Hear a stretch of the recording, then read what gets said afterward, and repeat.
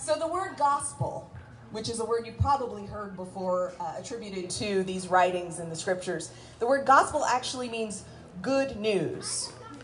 And it's not a naive good news. It's not a good news that ignores 800,000 people dying of COVID. It's not a good news that ignores systemic racism. It is not a good news that ignores poverty and sickness and everything else that's wrong. But it is a good news that's good anyway. It's a good news that's good in spite of these things. And it's also a good news that speaks to the scared child in each of us. Not just the small child that's also screaming, but each of us knows that space inside of us that feels unsure and afraid and concerned. So this good news also speaks to that, because it knows something that Dr. Martin Luther King Jr. once said, that the arc of history is long, but it bends toward justice. That we have a God who is a God of redemption, who is a God that makes all things good and all things new. I have a friend who recently said to me, nothing is wasted. The universe just makes it compost.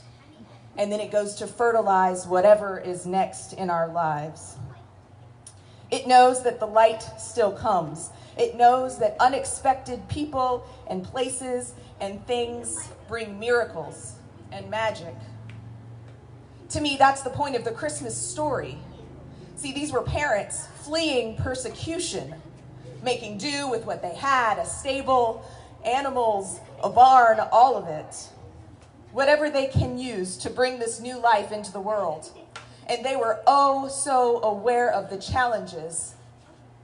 But the story goes on. The miracles still happen. This story continues, and so will yours. See, we Americans, particularly at Christmas, get this idea about giving and receiving like it's a transaction. I mean, how many of us have said, oh, but I didn't get you anything? Or felt some version of, oh, but I owe you, or you owe me. It's a problem that's taught us through our society, through our culture, through capitalism, that's how the thing works. It's give and receive, it's take. But the gospel tells us something different. The gospel isn't about transactions. It's about unconditional love that is unearned. And we get it anyway. And it invites us to stop clutching and clawing at all the things we think we are owed, or that we owe, or that we deserve, or that we've earned. And invites us to open our hands to abundance and to receiving. I'm sure you've probably heard it's better to give than to receive, but we tend to be way worse at receiving. And maybe that's what makes it so hard for us to believe in a God of unconditional love. So my word for 2022, I pick a word every year. My word for 2022 is receive. And it's because I'm bad at it too. I want to earn it. I don't want to hand out. I want to feel like I deserve what I get, like I worked for it.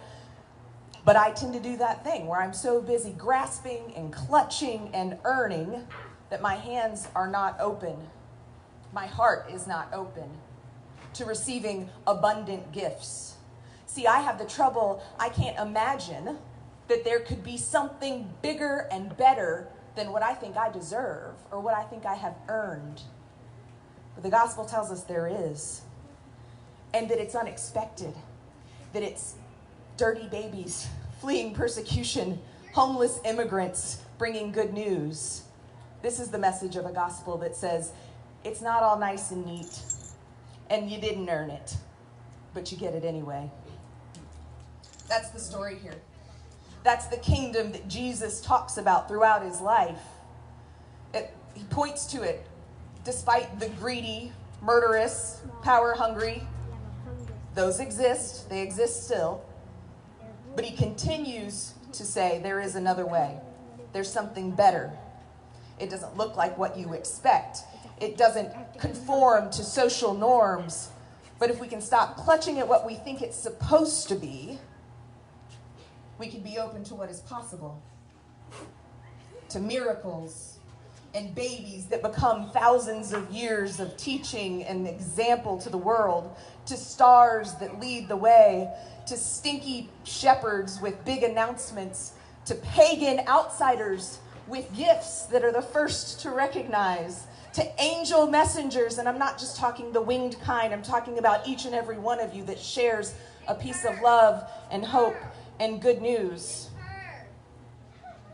that help guide us. It's an invitation, not an expectation, and it's a hard one. And so we probably can't do it all at once. We probably will struggle to live our whole lives as if this kingdom actually exists, as if this kingdom that's not about reciprocity and give and take and transactions and capitalism, but if there's something else, it might be hard to live your whole life as if that's true because you're a part of this world. But maybe just for today, maybe just for one day, we can receive and we can give without expectation, and we can have hope that there's a kingdom that's about something better than what we've earned. Grace and peace, my friends.